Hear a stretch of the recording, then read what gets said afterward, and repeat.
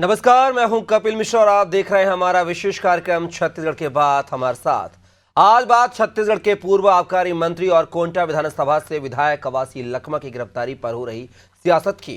कवासी लखमा को शराब घोटाले मामले में ईडी ने गिरफ्तार कर लिया है। लखमा 7 दिन की रिमांड पर है, उनसे पूछताछ की जा रही है। कवासी लखमा की गिरफ्तारी तो उसी दिन तय हो गई थी जब उन्होंने कहा था कि वे अनपढ़ हैं। अधिकारी उनसे हस्ताक्षर कराते रहे। लखमा का यह बयान एक तरह से लगभग 2200 करोड़ के शराब घोटाले की स्वीकृति ही था और अब ईडी ने लखमा को हर महीने 2 करोड़ रुपए कमीशन मिलने और 36 महीने में 72 करोड़ रुपए मिलने का दावा किया है, जिस पर सीएम विष्णुदेव साय ने कहा है कि छत्तीसगढ़ में 2000 करोड़ रुपए के शराब घोटाले में पूर्व मंत्री कवासी लखमा की गिरफ्तारी भी ईडी की जांच के बाद हुई है। उधर वन मंत्री केदार कश्यप ने कहा है कि लूट के असली सरगना भूपेश बघेल हैं। कवासी सिर्फ एक मोहरा है। शराब का पूरा घोटाला भूपेश बघेल की सरपरस्ती में हुआ है। बघेल ने जन धन की लूट मचाकर घोटाले का पैसा सोनिया गांधी और राहुल गांधी तक पहुंचाया है। वहीं पूर्व मुख्यमंत्री भूपेश बघेल ने आरोप लगाया है कि लखमा की गिरफ्तारी बदले की भावना से की गई है। केंद्र सरकार में बैठे नेताओं के इशारों पर ईडी सिर्फ कांग्रेस के नेताओं को बदनाम करने की कोशिश कर रही है। बघेल के आरोप और केदार कश्यप के दावों के बीच अहम सवाल यह है कि क्या लखमा से पूछताछ और उनसे जुटाए गए सबूत शराब घोटाले के असली किरदारों तक पहुंचने में मददगार साबित होंगे या कानूनी दाव पेच के सहारे सभी आरोपी बच निकलेंगे। आज की चर्चा इन्हीं सवालों के इर्द गिर्द है, लेकिन सबसे पहले आपको कुछ प्रतिक्रियाएं सुनाते हैं। छत्तीसगढ़ की धन संपदा को लूटने का काम, यहाँ पर भ्रष्टाचार को बढ़ावा देने का काम तत्कालीन सरकार, कांग्रेस की सरकार भूपेश बघेल जी ने किया। कवासी लखमा तो मोहरे हैं। आज जितने भी मुख्यमंत्री के तत्कालीन मुख्यमंत्री नजदीकी रहे, आज सारे के सारे जेल के सलाखों में भीतर में है। कवासी लखमा हमारे 6 बार के कांग्रेस के विधायक हैं और उनको सिर्फ आरोप लगाने मात्र से उसे कहीं कोई पार्टी से छोड़ने का तो प्रश्न ही नहीं है। कांग्रेस कवासी लखमा के साथ में पूरी तरह से खड़ी है। जब तक अदालत का फैसला ना हो तब तक पूरी तरह से कांग्रेस जो है पूरी तरह से कवासी लखमा के साथ में है। ये तो स्पष्ट है, हम लोग बार बार कह रहे हैं कि उनको फंसाया गया है और बताते क्यों नहीं कि उनका यहाँ जब छापा डाला गया कितने नकदी बरामद हुई, कितने आपत्तिजनक इस तरह से दस्तावेज मिले या कितने अन्य और भी संपत्तियों के दस्तावेज मिले हैं, उनको स्पष्ट बताना चाहिए उनको। तो देखा आपने शराब घोटाले की जो गूंज है, बैठे बिठाए बीजेपी को एक मुद्दा मिल गया है। कवासी लखमा की गिरफ्तारी के बाद इस पूरे मुद्दे पर चर्चा करने के लिए हमारे साथ एक विशेष पैनल जुड़ा हुआ है। चलिए परिचय करवा देता हूं। हमारे साथ इस मुद्दे पर चर्चा करने के लिए बीजेपी प्रवक्ता डॉक्टर गंधर पांडे जी जुड़ गए हैं। साथ ही कांग्रेस प्रवक्ता अभय नारायण राव जी हमारे साथ हैं। साथ ही वरिष्ठ पत्रकार रमेश पांडे जी हमारे साथ हैं। तीनों मेहमानों का बहुत स्वागत है। मेरा पहला सवाल जो है कांग्रेस प्रवक्ता अभय राय जी आपसे है कि जिस तरीके से शराब घोटाले को लेकर जितने अधिकारी गिरफ्तार हुए हैं, जिनकी जमानत याचिकाओं को लगातार खारिज किया जा रहा है, एक भी अधिकारी कर्मचारी को जमानत नहीं मिल पाई है। जब अधिकारी कर्मचारी की गिरफ्तारी हुई है तो लिहाजा मंत्री तक आंच आना स्वाभाविक थी तत्कालीन मंत्री पर। क्या आप अब भी ये सब तस्वीर साफ होने के बाद भी क्या आप मानते हैं कि आपके जो नेता हैं, आपकी पार्टी पर, आपके कार्यकर्ताओं पर साजिश हो रही है, साजिश के तहत ये कार्रवाई हो रही है?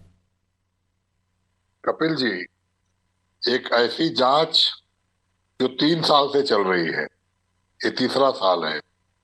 विधानसभा के पहले ईडी आती है, कोयला घोटाले की बात करती है, शराब घोटाले की बात करती है, नान घोटाले की बात करती है जो इनके समय का घोटाला था, और उन तमाम घोटालों में ईडी ने एक स्क्रिप्ट लिखी हुई होती है और ईडी अपनी कार्रवाई चालू करती है। 2161 करोड़, 1000 करोड़ के घोटाले की बात की जा रही है। इस 3 साल में कितनी संपत्ति जब्त हुई, कितना रुपया जब्त हुआ, किसके पास कितना नकदी मिला, इनका ब्यौरा भी जारी करना चाहिए। लेकिन विधानसभा के पहले आरोप लगाने आए, कुछ अधिकारियों को गिरफ्तार किए, विधानसभा चुनाव हो गया, भारतीय जनता पार्टी की सरकार बन गई, फिर लोकसभा के पहले कुछ गिरफ्तारियां हुई, और अब जब नगर पंचायत और नगर निगम के चुनाव सिर पर हैं तो ये गिरफ्तारी मंत्री की गिरफ्तारी हो रही है। इससे पहले अधिकारी और ठेकेदार गिरफ्तार किए गए। जांच होनी चाहिए, जांच में पारदर्शिता होनी चाहिए और जहां तक आपने कहा कि जमानत नहीं मिली, हम्म। जमानत मिलती है लेकिन और किसी दूसरे केस में तुरंत उनको अरेस्ट कर लिया जाता है। हम्म। जो ईडी से जमानत पाता है उसको स्टेट की जो संस्थाएं हैं, एसीबी है, ईओडब्ल्यू है, उनके तहत कोई एफआईआर करके फिर उनको जेल में ही रखा जाता है। तो न्यायालय प्रक्रिया पे हमको टिप्पणी नहीं करेंगे, हमको न्यायालय से न्याय मिलेगा, लेकिन न्यायालय के पास कागज पहुंचाने में, न्यायालय के पास रिपोर्ट देने में और न्यायालय के पास लंबा खींचने का काम भारतीय जनता पार्टी के केंद्र सरकार के इशारों पर ये हो रहा है। छत्तीसगढ़ की विष्णुदेव साय सरकार के पास 1 साल की कोई उपलब्धि बताने को नहीं है, एक काम बताने को नहीं है, केवल 2 गारंटियां, वो भी पूरी तरह से नहीं है। धान का 3100 देना, एक साथ देना और पंचायत भवन में देने की बात थी। अभय नारायण जी, अभय नारायण जी मैं आपको रोकना चाहूंगा। अभय नारायण जी, आप बड़े आरोप लगा रहे हैं कि जो है चुनाव आते हैं तो बीजेपी जो है इन तमाम जो एजेंसियां हैं जो उनके केंद्र सरकार के अंडर में रहती हैं उन पर उनको शिकंजा कसना जो है कांग्रेस नेताओं पर कर देती है। लेकिन कवासी लखमा का 2 हफ्ते पहले का वो बयान जिसमें वो कह रहे हैं कि वो अनपढ़ हैं, पढ़े लिखे नहीं हैं, उनसे अधिकारियों ने जहां पर हस्ताक्षर कराए उनने कर दिए क्योंकि उनको पढ़ना आता नहीं है। तो इस जो बयान था उनका, उस बयान के क्या माने देखे जाए? साथ ही जो उन्होंने सुनिए तो और साथ ही उन्होंने कल जो बयान दिया, अभय नारायण जी, कल उन्होंने जो बयान दिया है गिरफ्तारी के दौरान, उन्होंने ये कहा है कि इसमें अमित शाह और पीएम मोदी की साजिश है, विष्णुदेव साय की साजिश है। पहले वो बयान सुन लेते हैं, हम फिर उससे चर्चा करेंगे। चलिए बयान सुनते हैं पहले। मैं देखा हूं, मेरे सामने तो आए नहीं, और मैं अनपढ़ आदमी हूं, कोई कागज आता था तो फिर पार्टी लेके आता था, दस्तखत करता रहा। अभी मेरा पीए पढ़ाता था, मैं पढ़ के दस्तखत करता था, किसमें कराते थे वो नहीं पता। छापा मारे हैं, उसमें 1 रुपया मेरे घर से न कोई कागज पकड़ा है, पैसा पकड़ा है। इन लोग फर्जी मामला बनाकर जेल भेजने का काम कर रहे हैं। अमित शाह, नरेंद्र मोदी और विष्णुदेव साय, यहाँ के भारतीय जनता पार्टी सरकार ने मेरे गरीब आदमी को, बस्तर का आवाज को, बस्तर में पंचायत चुनाव, नगर पंचायत चुनाव होने जा रहा है, इसलिए चुनाव में भाग नहीं ले, इसके कारण मेरा इस प्रकार दबाव करके कागज मांग रहे थे, कोई का कोटि पैसा नहीं मिला। तो अभय नारायण जी, आपने सुना यहाँ पर वो कह रहे कि मैं अनपढ़ था, पढ़ा लिखा नहीं था, जहां साइन करवा अधिकारी ने मैंने कर दिया, मुझे नहीं पता उन्होंने कहां साइन करवाए हैं। ये इशारा क्या है? ये क्या अपनी ही पार्टी के नेताओं पर सवाल के निशान है? क्या तत्कालीन मुख्यमंत्री पर सवाल के निशान है? और बाद में फिर जो है कल कहते हैं कि अमित शाह और मोदी की साजिश है, विष्णुदेव साय की साजिश है। दोनों बयानों में कितना इत्तेफाक, कितना अंतर देखते हैं अभय नारायण जी? कपिल जी उन्होंने ये कहा कि मैं अनपढ़ हूँ, ये सच्चाई है। और वो एक अनपढ़ व्यक्ति, एक आदिवासी व्यक्ति, बस्तर का एक नेता, 6 बार से जनता। फिर आपने इतना बड़ा मंत्रालय कैसे दे दिया नारायण जी? इतना बड़ा मंत्रालय एक आपने अनपढ़ व्यक्ति के हाथों में रख दिया। ये तो बड़ा सवाल। हाँ। ये प्रश्न मुख्यमंत्री का विशेषाधिकार है। और एक अनपढ़ व्यक्ति अगर 6 बार से विधायक बन रहा है तो उसको मंत्री बनाया जा सकता है। जो विधायक बन गया वो मंत्री बन सकता है। लेकिन एक मंत्री सर अनपढ़ जो है एक बड़े महत्वपूर्ण आबकारी विभाग को चलाए। अनपढ़ वोट डाल रहे हैं, अनपढ़ मतदाताओं के वोट से लोग विधायक और सांसद बन रहे हैं। मतदाता सूची ये देख के नहीं बनती कि कौन पढ़ा लिखा है, कौन अनपढ़ है। जिसका नाम मतदाता सूची में होता है। लेकिन कवासी लखमा के तार क्या कहे, उनके तार क्या इंडिकेट कर रहे हैं? अभय नारायण जी, चलिए वो अनपढ़ हैं, उन्होंने जो बयान दिया है कि वो पढ़े लिखे नहीं, अधिकारी ने जहां साइन करा है वहां कर दी उन्होंने, उसमें उनको कुछ नहीं पता है, उनके घर से 1 रुपया बरामद नहीं हुआ है। तो आखिर जो इतने बड़े आरोप लगे उसके पीछे कोई मास्टरमाइंड भी है क्या अभय नारायण जी? उस बयान को आप अपने हिसाब से परिभाषित करेंगे, हम अपने हिसाब से परिभाषित करेंगे। और लखमा जी ने सच्चाई बयान किया है। लखमा जी ने कहा अनपढ़ है। आज भी ईडी कहीं भी साइन करा रही है। ईडी तो पढ़े लिखे थे कहीं भी साइन कराती है।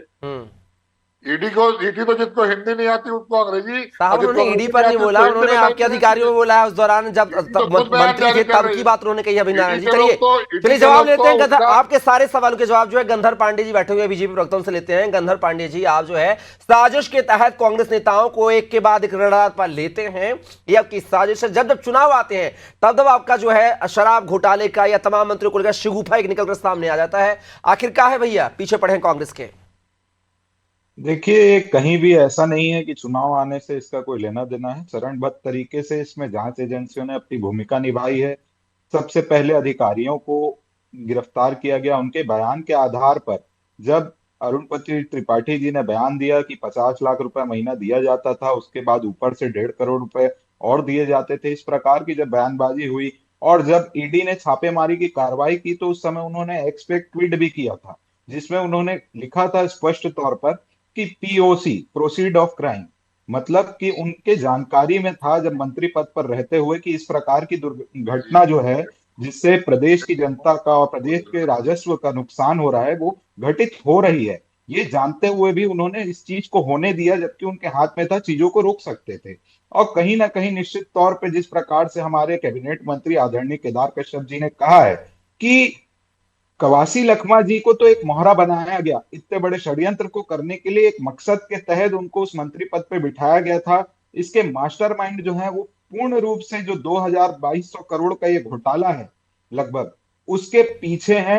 इसमें बहुत सारी चीजें अभी सामने आने को है। आप इसी प्रकार देखेंगे जिस प्रकार से 2019 से 2022 तक नकली होलोग्राम, फिर शराब को अवैध तरीके से बेचना, FL10 लाइसेंस का उपयोग करना, अंग्रेजी शराब में भी इस प्रकार की धांधली करना और प्रदेश में जो राजस्व है उसका पूरा नुकसान कराना। और आज आप कोर्ट की हियरिंग देखेंगे जो हुई, उसमें यह दावा किया गया है ईडी के तरफ से कि ये जो कमीशन की राशि कवासी लखमा जी को प्राप्त हुई उसके माध्यम से उनके सुपुत्र के घर का निर्माण किया गया और कांग्रेस भवन का निर्माण कराया गया है।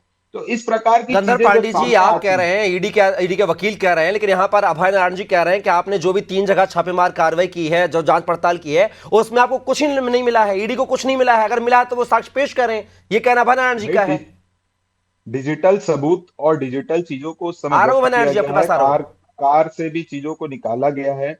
उसमें जिस प्रकार के तथ्य आएंगे, बयान के आधार पर भी गिरफ्तारी होती है। न्याय प्रक्रिया है, न्यायपालिका के तहत सारी चीजें चलती हैं।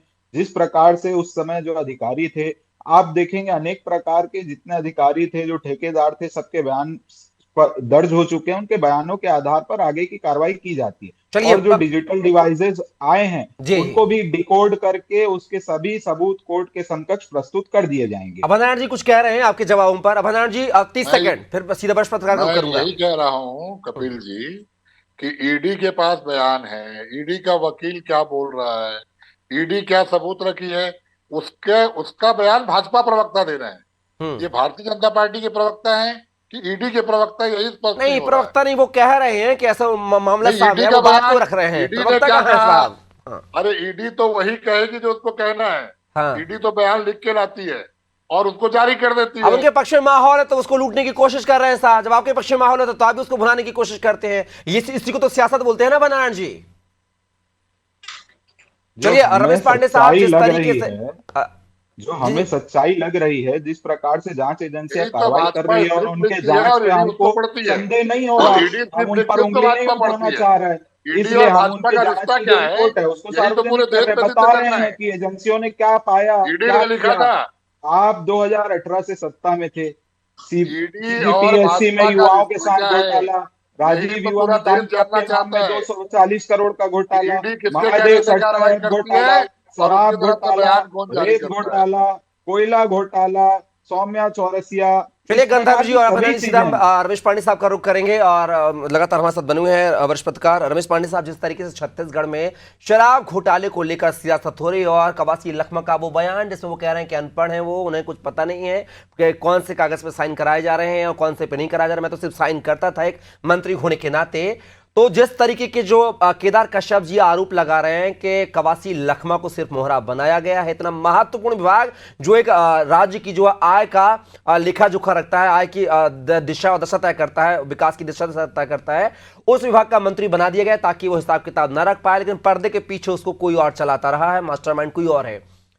क्या लगता है कि जो केदार कश्यप जो बयान दे रहे हैं वो सही है? जिस तरीके का कांग्रेस आरोप लगा रही है कि जब जब चुनाव आते हैं तब तब जो है सरकार एजेंसियां जो है केंद्र सरकार उपयोग करती है, उनसे कांग्रेस नेताओं को जो है क्षति पहुंचाने का काम करती है, उनकी गुडविल को खराब करने का काम करती है। देखिए, इस पूरे मामले में मैं ये कहना चाहता हूं कि अभय नारायण जी बहुत सीनियर प्रवक्ता हैं और गंधर्व पांडे जी भी बहुत समझदार प्रवक्ता हैं और दोनों लोग बहुत योग्य व्यक्ति भी हैं। आप छत्तीसगढ़ के इस आबकारी घोटाले के घटनाक्रम को देखें तो छत्तीसगढ़ में कांग्रेस और भारतीय जनता पार्टी लगातार आबकारी में घोटाले करती रहती है और एक दूसरे को बचाने का प्रयास करती है। बड़ी बात और बोल रहे हैं रमेश पांडे साहब आप। कभी बिल्कुल। सच्चाई सामने हाँ। कभी सच्चाई सामने नहीं आने देती। मैं पूरा घटनाक्रम बता रहा हूं। जी जी। अनपढ़ आदमियों को आबकारी विभाग का जिम्मा दे करके लंबे समय से खेल होता रहा है। मैं 2018 के पहले की भी चर्चा करूंगा। जी जी। 2018 के पहले एक अनपढ़ व्यक्ति समुद्र सिंह जिसका नाम था, उसको आबकारी विभाग का ओएसडी बना करके लंबे समय तक रखा गया था और उस आदमी पर 5,000 करोड़ रुपए से अधिक का घोटाला करने का आरोप लगा था। 2019 में उस पर एफआईआर हुई, वो फरार रहा। ईओडब्ल्यू उसको ढूंढती रही। वो मामला आप समझ सकते हैं कि 5,000 करोड़ रुपए का घोटाला हुआ। अब जो कांग्रेस की सरकार आई तो अनपढ़ व्यक्ति को उसी विभाग का मंत्री बना दिया गया और 2,000 करोड़ रुपए का घोटाला कर लिया गया। न तो कांग्रेस के लोग भाजपा की कमी बताते हैं, न भाजपा के लोग कांग्रेस की कमी बताते हैं। मौका आने पर दोनों लूटते हैं दोनों हाथों से। ये सच्चाई ये है। आज गंधर्व पांडे जी बैठे हुए हैं। मैं इनसे कहता हूं कि समुद्र पांडे का जो वाकया है, ईओडब्ल्यू में केस दर्ज है, उसकी भी जांच ईडी को करनी चाहिए। और अभय नारायण जी से कहता हूं, मैं तो कहता हूं कि कांग्रेस को प्रदेश स्तर पर आंदोलन छेड़ना चाहिए कि समुद्र सिंह के मामले को जो 5,000 करोड़ रुपए से बड़ा घोटाला है, उसको ईडी क्यों टैकल नहीं करती, उस पर इनको कानूनी कार्रवाई के लिए आगे बढ़ना चाहिए। ये दोनों लोग एक दूसरे को बचा रहे हैं और आबकारी विभाग से पैसे को लूट रहे हैं, छत्तीसगढ़ को लूट रहे हैं।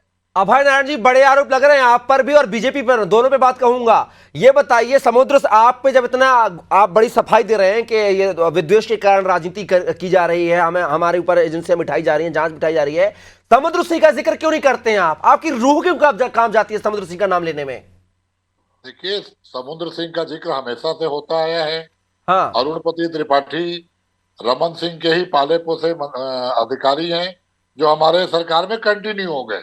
वो दूसरे विभाग से लाने का काम रमन सिंह सरकारी ने उनको किया और वो हमारे यहाँ कंटिन्यू हो गए हमारी सरकार में।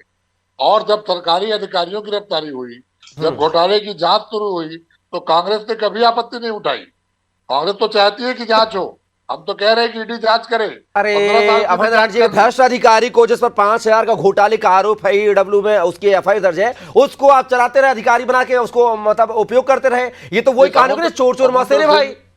समुद्र सिंह हमारे यहाँ कंटिन्यू, अरुणपति त्रिपाठी कंटिन्यू हुए और समुद्र सिंह के ऊपर ऑलरेडी एफआईआर है, उसकी जांच चल रही है। तो क्यों आपने ऐसे भ्रष्ट अधिकारी को क्यों आपने कंटिन्यू किया? ये बड़ा सवाल है, इसका जवाब दे दीजिए पहले आप, ताकि वो आप जैसे उसने बीजेपी को जितना मतलब जो भी घोटाले करके। अधिकारी तो कंटिन्यू होते हैं। अनिल टुडेजा कंटिन्यू हुए, हाँ। अरुणपति त्रिपाठी आज जो अधिकारी हैं सब भूपेश बघेल सरकार में अधिकारी थे। आज जब विष्णुदेव साय सरकार है तो वो कंटिन्यू हो गए। जिसकी जांच होगी, जिसका घोटाला आएगा, जो पकड़ा जाएगा उसको सजा मिलेगी। तो आपकी सरकार ने उस समय कार्रवाई क्यों नहीं की भैया समुद्र सिंह के खिलाफ? ये भी तो बताइए आप मुझे। सरकार कार्रवाई है, ऑलरेडी ईओडब्ल्यू कार्रवाई की है, गिरफ्तारियां हुई हैं। तो आप इस मुद्दे को सड़क से सदन तक क्यों नहीं भुला पा रहे, ये बता दीजिए फिर। जब आपको पता है आखिर क्या डर है आपको अभय नारायण जी कि आप मुद्दा उठाएंगे तो क्या हो जाएगा? कांग्रेस खुली किताब है, भूपेश बघेल सरकार खुली किताब है, किसी प्रकार की कोई डर नहीं है। हम तो कह रहे हैं ना कि किसी जांच को आप 3 साल क्यों चला रहे हैं? आप एक समय सीमा तय करिए, शराब घोटाले की जांच करिए, दोषियों को सजा न्यायालय देगा। आप न्यायालय में कागज पत्र तो पेश करिए, आप तो खींच रहे हैं, आप लंबा कर रहे हैं। विधानसभा, लोकसभा, नगर निगम, और उसके बाद आप फिर घर बैठेंगे, फिर चुनाव आएगा, फिर आप करेंगे। मतलब जानबूझ के हम गलतियां करते हैं अभय नारायण जी, नहीं जानबूझ छत्तीसगढ़ को लूटने का काम करते हैं, बाकी फिर जो विपक्ष में सत्ता पे उस पर हम आरोप मढ़ देते हैं। लखमा जी की गिरफ्तारी केवल शराब घोटाले तक सीमित नहीं है। हाँ। ये बस्तर से आदिवासी नेतृत्व खत्म करने की तैयारी है, बस्तर से आवाज दबाने की तैयारी है, बस्तर को किसी बड़े उद्योगपति को सौंपने की तैयारी है। ये खतरा बस्तर पे उत्पन्न हुआ है और लखमा जी ने जिस मुखरता से वर्तमान विधानसभा जो अभी जनवरी में खत्म हुई 20 तारीख को, 16 से 20 तक दिसंबर में जो विधानसभा थी, उसमें लखमा जी ने जो आखिरी दिन प्रश्न उठाया, एक नाले पे 3 पुल, आचार संहिता में काम चालू कराना, बिना ठेके के काम चालू कराना और प्रश्न के उत्तर देने के दिन ठेका होना, वो उनको भारी पड़ा। ये कहीं ना कहीं बस्तर के ऊपर हमला है। कांग्रेस के आदिवासी लेकिन साहब ईडी के वकील इतना कुछ बोल रहे हैं कि 50 लाख का घोटाला जाता था, फिर 1.5 करोड़ का घोटाला कमीशन जाता था, नकली शराब में कैसे स्टिकर लगा के उसको सरकारी ठेकों पर बिकवाया जाता था। तो एक नहीं तमाम आरोप लग रहे हैं जी। मामला न्यायालय में है, फैसला करेगा। चलिए गंधर जवाब लेते हैं। गंधर पांडे जी, आप यहाँ पर बड़ी बड़ी बातें कर रहे थे कवासी लखमा को लेकर। अगर रमेश पांडे साहब ने का बड़ा खुलासा किया कि समुद्र सिंह का जिक्र क्यों नहीं होता ईडी के मामले में, क्यों जांच की बात नहीं कही जाती है? देखिए, निश्चित तौर पर उस विषय पर ईओडब्ल्यू अपनी कार्रवाई कर रहा है और न्यायपालिका अपने तहत उस पर आगे की कार्रवाई उस पर है। उस विषय पे जिस प्रकार से उस समय के शासन में गिरफ्तारी और आगे की कार्रवाई होनी चाहिए थी, वो शुरुआती दौर में नहीं हुई। आने वाले समय में वहां पर लोगों को सुना गया और उसमें आगे चल के अभी जो भी न्यायालय का फैसला आएगा और जिस प्रकार से सबूत और सारी चीजें सार्वजनिक हैं प्रस्तुत होंगी, उस पर कार्रवाई निश्चित तौर पे की जाएगी। कहीं लेकिन गंधर्व जी एक बात हजम नहीं होती है अभी। सुनिए तो गंधर्व जी, 2022 में आपने एफआईआर करवाई जो है इस पूरे मामले को, पीएलएमए में एफआईआर हुई है, उस पर तुरंत एक के बाद एक जांच हो रही है, गिरफ्तारियां हो रही हैं, लगातार बुलाया जा रहा है। और 2019 का जो पेंडिंग मामला है, जो समुद्र सिंह ओएसडी जो है उनके भ्रष्टाचार का मामला, आप 5 साल बीत जाने के बाद ही 6 साल भी हो गए, आपके 1 साल आपकी सरकार को हो गया, 6 साल हो गए, 6 साल बाद आप उस पर न्याय नहीं करवा पा रहे हैं, कार्रवाई नहीं करा पा रहे हैं, जबकि वो आपके कार्यकाल का, आपकी सरकार का घोटाला था। तो ऐसा तो नहीं कि समुद्र सिंह की अगर जांच उठेगी तो उसमें कहीं ना कहीं हम भी दागी ना हो जाएं? ये डर तो नहीं सता गंधर्व जी आपको? इस प्रकार का किसी भी प्रकार का डर नहीं है। किसी भी प्रकार के भ्रष्टाचार और भ्रष्टाचारियों को संरक्षण देने के विषय में भारतीय जनता पार्टी कदापि किसी के साथ नहीं है। समुद्र सिंह पर कार्रवाई होगी, जांच होगी, निश्चित तौर पर होगी। आपने इस विषय को अभी वर्तमान में संज्ञान में आपके चैनल के माध्यम से रमेश पांडे जी ने इसको प्रस्तुत किया, मैं उनका भी बहुत बहुत आभार करता हूं और मैं खुद अपने माध्यम से इस चीज को आगे तक ले जाऊंगा और हमारे वरिष्ठ नेताओं को इस चीज पर आगे शीघ्र से शीघ्र कार्रवाई हो, उसका मैं आपके चैनल के माध्यम से सभी को आश्वासन भी देता हूं। पांडे साहब, अंत में आपसे 30 सेकंड में प्रतिक्रिया चाहूंगा। जिस तरीके के बड़े बड़े आरोप लग रहे हैं, अभी अभय नारायण जी ने कहा है कि बस्तर में आदिवासी जो है नेतृत्व को खत्म करने की साजिश की जा रही है, क्योंकि वहां का नेतृत्व जो है कांग्रेस के पक्ष में रहा है, कवासी लखमा को लेकर कह रहे हैं। क्या ये वास्तविकता में यही बात है जो अभय नारायण कह रही है, जो विपक्ष आरोप लगाता रहा है, या इसमें कुछ गड़बड़ घोटाले की बात भी नजर आ रही है? इस घटनाक्रम का बस्तर के आदिवासी नेतृत्व से कोई लेना देना नहीं है। ये बात में कपोल कल्पित है और घुमाने की बात कही जा रही है जी। बस्तर में आदिवासी नेतृत्व सक्रिय है और अपने अपने तरीके से अपना अपना काम कर रहा है। लखमा जी बस्तर का नेतृत्व करता कभी नहीं रहे, न बस्तर के आदिवासियों का वो चेहरा बन के सामने आए। वो उनका उपयोग केवल आबकारी विभाग और इंडस्ट्री डिपार्टमेंट में अच्छा खासा मुनाफा कमाने के लिए उनका उपयोग किया गया। आज वो जिस दुरुपयोग का शिकार हुए उसका वो भुगतान कर रहे हैं। पांडे साहब, क्या मानते हैं कि पर्दे के पीछे कोई बड़ा मास्टरमाइंड है? एक लाइन में जवाब चाहूंगा। देखिए, मास्टरमाइंड तो कोई न कोई होगा, तभी ये खेला चल रहा था, लेकिन उस मास्टरमाइंड का कोई नया ही नहीं है। ये छत्तीसगढ़ में बहुत पुराना लंबा इतिहास रहा। वो एक ट्रैक है जिस ट्रैक पर लोग आगे चलते रहते हैं। तो बिल्कुल कहीं ना कहीं छत्तीसगढ़ को जो है, रमेश पांडे साहब ने कहा कि लूटने का काम किया है, दोनों ही सरकारों ने किया है। एक ओएसडी का नाम भी सामने आया, तो एक कवासी लखमा जो कि पूर्व मंत्री का नाम भी सामने आया है। फिलहाल इस चर्चा में तीनों मेहमान जुड़े हमारे साथ, उसके लिए बहुत बहुत शुक्रिया। अभय नारायण जी आपका, साथ ही गंधर्व पांडे जी आपका, रमेश पांडे साहब आपका बहुत शुक्रिया। अब देखना हो कि अब जो 7 दिन की रिमांड पर कवासी लखमा है, पूछताछ के दौरान जो है ईडी को क्या कुछ सबूत जो है तत्कालीन सरकार के जिम्मेदार अधिकारी, कर्मचारियों, मंत्रियों के खिलाफ मिलते हैं, ये देखना दिलचस्प होगा। और ये जो सियासत की लड़ाई है, क्या वास्तविकता में त्रिस्तरीय पंचायत चुनाव, निकाय चुनाव की ओर अग्रसर कर रही है, वहां पर लाभ हानि का मुनाफा देखा जा रहा है, या फिर इसकी कुछ वास्तविकता में भी अंदरूनी वजह हो सकती है? फिलहाल के लिए हमारी चर्चा में बस इतना ही। आप बने रहिए अनादि टीवी के साथ। नमस्कार।